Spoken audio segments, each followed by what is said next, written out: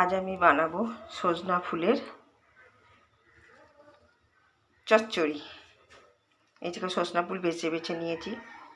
আর লাগবে আমার 5 ফোড়ন, আর হচ্ছে শুকনো লঙ্কা, পেঁয়াজ কুচি, আর এখানে সর্ষে আর পোস্ত বাটা, কাঁচা লঙ্কা, হলুদ, টমেটো আর বেগুন ছোট ছোট করে নিয়েছি, আর আলু কুচি কুচি করে নিয়েছি ছোট ছোট করে।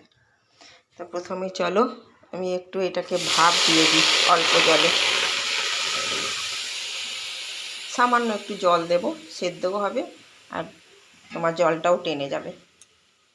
এই যে একটু ভাপ দিয়ে নিব, একটু সামান্য। এ দেখো আমার ভাপানোটা হয়ে গেছে, ঠিক আছে। এবার আমি নামিয়ে নেব। এই যে নামিয়ে আমি রেখেছি বাটিতে। আর এই যে কড়াই গরম করতে দিয়েছি, তেল দেবো। এবারে কড়াইটা গরম হোক, তেলটা দিয়ে দিলাম। তেলটা দিয়ে গরম হোক তেলটা। এ দেখো তেলটা প্রায় আমার গরম হয়ে গেছে। এই যে আলু বেগুনগুলো দেখছো, এই একটা একটা সবজি আমি ভেজে নেব। এই যে প্রথমে আমি আলুটাকে ভেজে নিয়ে তুলে রাখবো। এই যে আলুটা আমার লাল লাল করে ভাজা হয়ে গেছে। দেখো আমার আলুটা লাল লাল করে ভাজা হয়ে গেছে। এবার আমি তুলে রাখবো। ওই তেলেই আমি বেগুনটা ভেজে নেব। এই যে বেগুনটা ভাজা হয়ে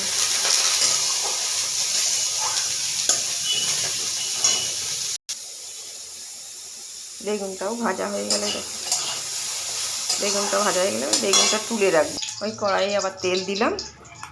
তেল দিয়ে এই যে 5 ফোড়ন আর শুকনো লঙ্কাটা দিয়ে দিলাম।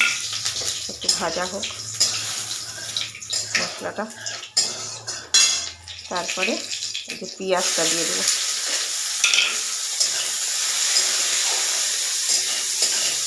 পেঁয়াজটা ভাজা হোক।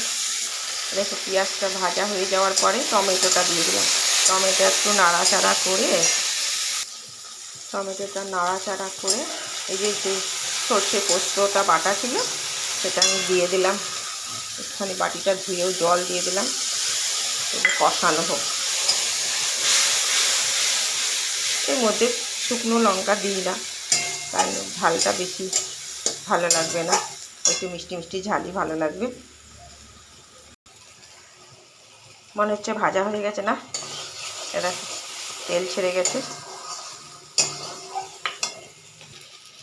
এবারে আমি যে সজনা ফুলটা ভাপ দিয়ে রেখেছিলাম সেইটা দিয়ে দিলাম। এবারে ঢেকে ঢেকে কষাতে হবে, আর এই নুন মিষ্টিটা দিয়ে দিলাম, মানে চিনিটা। দেখো এবারে এই যে ভেজে রাখা যে বেগুন আর শিমটা আছে, বেগুন আর আলুটা দিয়ে দেব।